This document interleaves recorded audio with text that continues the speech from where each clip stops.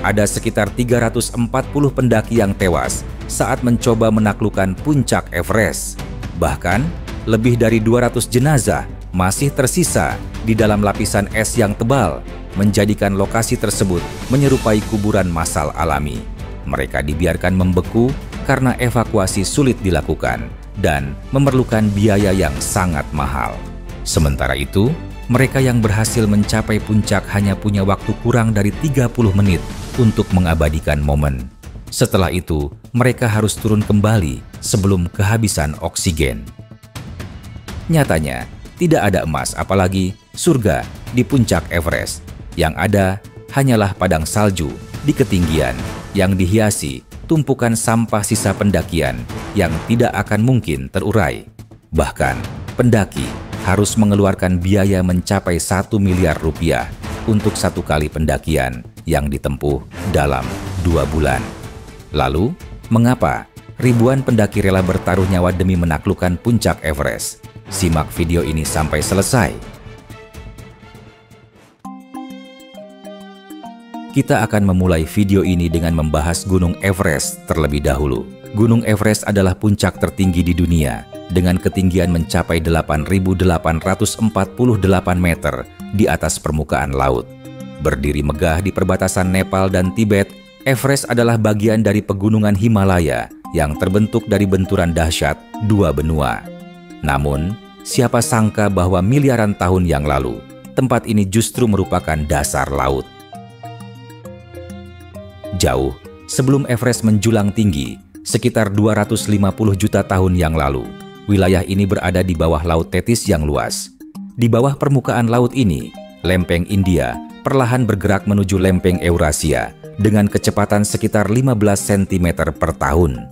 Tumbukan antara dua lempeng ini dimulai sekitar 50 juta tahun lalu, memicu proses geologi yang luar biasa. Daratan terdorong ke atas, melipat, dan membentuk gugusan pegunungan yang kini kita kenal sebagai Himalaya.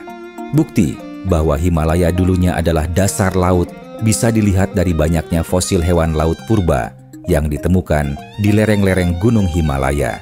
Yang lebih menakjubkan, Himalaya masih terus bertumbuh. Setiap tahunnya, Everest bertambah tinggi sekitar 4 mm akibat dorongan konstan dari lempeng India.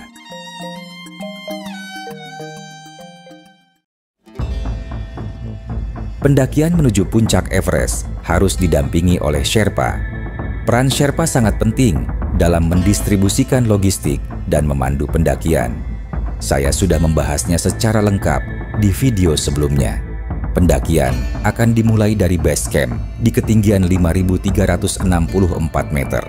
Disinilah para pendaki beradaptasi dengan udara tipis sebelum memulai perjalanan menuju puncak. Perjalanan naik biasanya memakan waktu berminggu-minggu untuk aklimatisasi agar tubuh mulai terbiasa dengan suhu dingin dan oksigen rendah sehingga mampu bertahan di ketinggian ekstrem. Dari base camp, pendaki akan melewati Khumbu Icefall, salah satu bagian paling berbahaya di Everest. Labirin es ini dipenuhi celah raksasa yang dapat runtuh kapan saja. Para pendaki harus melewati jembatan es yang rapuh dengan hati-hati, karena sedikit kesalahan bisa berujung maut. Setelah lolos dari Khumbu Icefall, mereka tiba di Camp 1 pada ketinggian 6.065 meter, sebuah area luas yang dikelilingi oleh es dan lembah. Pendaki harus terus bergerak karena bahaya longsoran salju selalu mengintai. Perjalanan berlanjut ke Camp 2 pada ketinggian 6.400 meter yang berada di lembah barat Everest. Ini adalah tempat peristirahatan terakhir sebelum menghadapi jalur pendakian yang lebih curam dan berangin menuju Camp 3 pada ketinggian 7.200 meter. Di sini, oksigen semakin tipis dan banyak pendaki mulai menggunakan tabung oksigen tambahan. Badai salju juga sering terjadi di Camp 3, sehingga peristirahatan di sini menjadi sangat menakutkan. Pendakian semakin sulit saat mencapai Camp 4 pada ketinggian 7.920 meter yang terletak di jalur South Col. Inilah gerbang menuju zona kematian. area di atas 8.000 meter di mana tubuh manusia mulai perlahan-lahan mati. Di sini, keputusan harus dibuat dengan bijak, melanjutkan perjalanan ke puncak atau kembali turun untuk menyelamatkan nyawa. Jalur terakhir menuju puncak melewati Hillary Step, sebuah tebing curam setinggi 12 meter yang harus didaki dengan teknik panjat tebing. Inilah rintangan terakhir sebelum akhirnya berdiri di puncak Everest, 8.849 meter di atas permukaan laut. Namun, mencapai puncak hanyalah setengah dari perjalanan. Statistik menunjukkan bahwa sebagian besar kematian terjadi saat perjalanan turun, ketika tubuh sudah kelelahan dan oksigen menipis. Everest tidak hanya menuntut keberanian, tetapi juga strategi, ketahanan, dan keputusan yang tepat di saat genting. Sejak ekspedisi awal di era 1920-an, Gunung Everest telah menelan banyak korban jiwa. Hingga saat ini, tercatat lebih dari 340 pendaki meninggal di Gunung Everest akibat berbagai faktor, termasuk kelelahan, hipotermia, kekurangan oksigen, longsoran salju, serta dampak dari gempa bumi. Sebagian besar korban meninggal di ketinggian di atas 8.000 meter, terutama di zona kematian di mana kadar oksigen sangat rendah.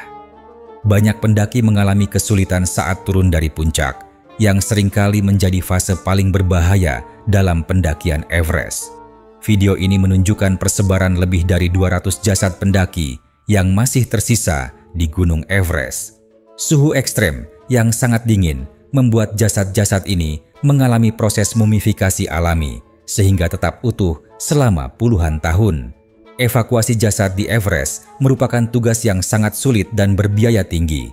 Helikopter hanya dapat mencapai hingga Camp 2, sementara sebagian besar jasad berada di atas Camp 3 atau bahkan di zona kematian. Biaya evakuasi satu jasad bisa mencapai 600 juta rupiah hingga 1,1 miliar rupiah, tergantung pada lokasi dan kondisi cuaca. Karena itu, banyak jasad dibiarkan di tempatnya, menjadi bagian dari sejarah tragis pendakian Everest. Ada beberapa tragedi kematian paling menyedihkan dalam pendakian Everest yang selalu dikenang. Pada tahun 1924, ekspedisi Inggris yang dipimpin oleh George Mallory dan Andrew Irvine menjadi salah satu kisah paling misterius dalam sejarah Everest. Mereka terakhir terlihat mendekati puncak sebelum badai menyelimuti mereka, dan mereka tidak pernah kembali.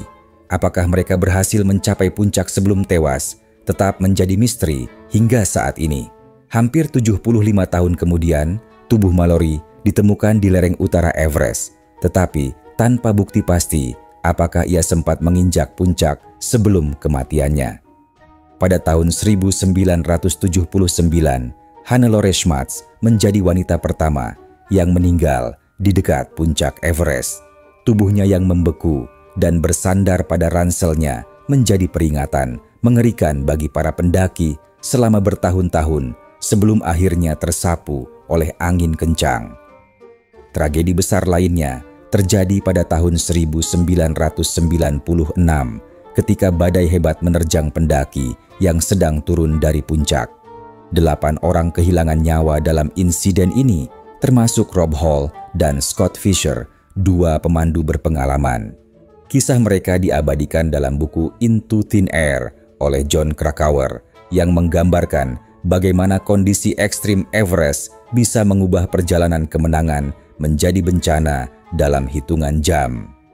Pada tahun 2006, seorang pendaki Inggris bernama David Sharp meninggal sendirian di dekat puncak, sementara puluhan pendaki lainnya melewatinya tanpa bisa memberikan bantuan. Kasus ini memicu perdebatan etika dalam dunia pendakian tentang bagaimana batas antara menyelamatkan diri sendiri dan membantu sesama bisa menjadi keputusan yang sulit di ketinggian ekstrem. Tahun 2014 dan 2015 menjadi periode kelam lainnya bagi Everest. Pada 2014, longsoran salju besar menewaskan 16 pemandu Sherpa di Icefall Khumbu, memicu protes besar tentang keselamatan dan kesejahteraan para pemandu lokal. Setahun kemudian, gempa bumi di Nepal menyebabkan longsoran yang menghancurkan base camp Everest, menewaskan sedikitnya 22 orang dan menjadikannya salah satu hari paling mematikan dalam sejarah pendakian gunung ini. Meskipun tragedi kematian di Everest selalu menghantui, namun setiap tahunnya ratusan pendaki dari berbagai penjuru dunia tetap datang untuk menaklukkan Everest. Bagi sebagian orang, menaklukkan Everest adalah bentuk pencapaian tertinggi, bukti bahwa mereka mampu menghadapi tantangan paling ekstrim yang pernah ada. Ini bukan sekadar mendaki gunung, tetapi sebuah ujian ketahanan fisik dan mental. Suhu beku, angin kencang, oksigen yang menipis, hingga ancaman kematian di zona kematian adalah rintangan yang harus dilalui. Setiap langkah di atas ketinggian 8.000 meter adalah perjuangan melawan tubuh sendiri yang perlahan menyerah. Bagi yang lain, Everest adalah soal prestis. Mendaki gunung tertinggi di dunia adalah pencapaian luar biasa yang hanya segelintir orang mampu melakukannya. Nama mereka akan tercatat dalam sejarah, sebuah warisan yang akan diingat selamanya.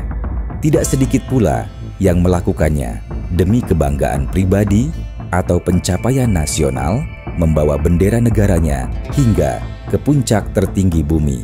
Di Indonesia, semangat untuk menaklukkan Everest telah menginspirasi para pendaki dari berbagai latar belakang. Clara Sumarwati menjadi pelopor, mencatatkan namanya sebagai orang Indonesia pertama yang berdiri di puncak Everest pada tahun 1996.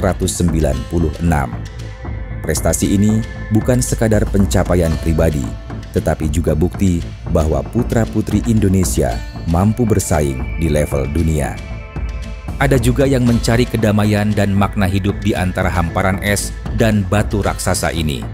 Di tengah perjalanan yang berbahaya, banyak pendaki menemukan ketenangan, sebuah perasaan kecil di hadapan kebesaran alam. Everest bukan hanya gunung, tetapi perjalanan batin, tempat manusia menghadapi keterbatasan dirinya sendiri. Selain itu, ada juga pendaki yang berambisi untuk meraih gelar Seven Summiteers, yaitu gelar bagi pendaki yang berhasil menaklukkan 7 puncak tertinggi di setiap benua. Bagi mereka, Everest adalah puncak yang paling prestisius, meskipun 6 puncak lainnya juga tak kalah menantang. Namun, di balik semua itu, Everest juga menawarkan jebakan fatal yang bernama obsesi. Banyak pendaki yang tetap melangkah meski tubuhnya sudah melemah demi gengsi atau harga diri. Beberapa bahkan mengabaikan bahaya demi satu langkah lagi menuju puncak, meski tahu itu bisa menjadi langkah terakhir dalam hidup mereka. Tidak hanya itu, keberadaan pendaki rupanya telah menyumbang 50 ton sampah. Sampah ini berasal dari perlengkapan pendakian seperti tenda robek, tabung oksigen kosong, peralatan memasak, hingga limbah plastik dan kotoran manusia. Karena suhu ekstrem dan kondisi lingkungan yang keras, sampah-sampah ini hampir tidak bisa terurai secara alami, menjadikannya warisan abadi di jalur pendakian. Bahkan, di sekitar puncak Everest, banyak bendera yang ditinggalkan oleh pendaki justru berubah menjadi sampah, mencoreng keindahan gunung tertinggi di dunia ini. Akibatnya, Everest kini dijuluki sebagai tempat pembuangan sampah tertinggi di dunia. Semoga tragedi di Everest berkurang, para pendaki lebih bertanggung jawab, dan gunung megah ini tetap berselimut salju abadi, bukan sampah. Terima kasih sudah menonton, sampai jumpa di video berikutnya.